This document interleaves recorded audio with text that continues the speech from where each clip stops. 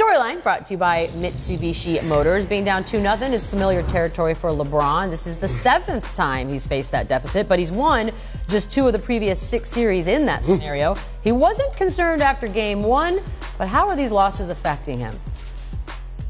I mean, I lose sleep. I mean, at the end of the day, when you lose any game in the postseason. So, I mean, it's never comfort. Playoffs is never comfort. It's nothing about the playoffs that's comfortable until you either win it all or you lose and go into the summer. So, you know, for me, it's just it's always a day-to-day grind, trying to figure out ways you can be better.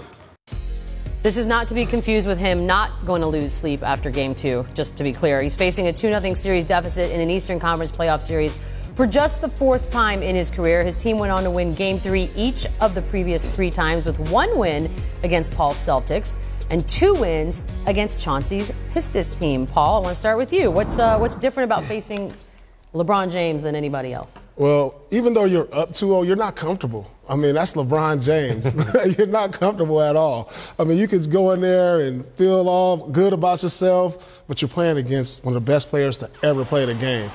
You know, so it's not a comfortable thing until the series is over.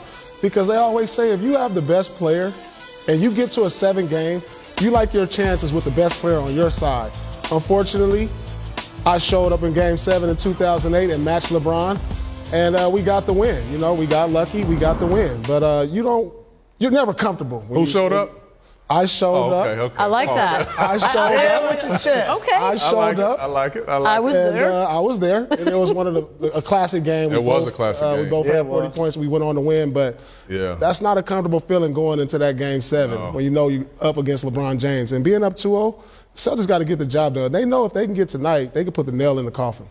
Yeah, I've also been in that position before and wasn't as successful as Paul was. Did you not show up? Is that what happened? Well, I showed up. I just wasn't good enough, Beats. I'm sorry. But we were up 2-0 in the series, and I can tell you exactly when the series changed. 4th quarter of game 2. We were up 20-something. We ended up winning the game by like 6 or 8, but they figured something out, and they got back in the game, and we couldn't stop it. They went on to win 4 straight games, and that was the epic 25 in a row, 29 out of 30.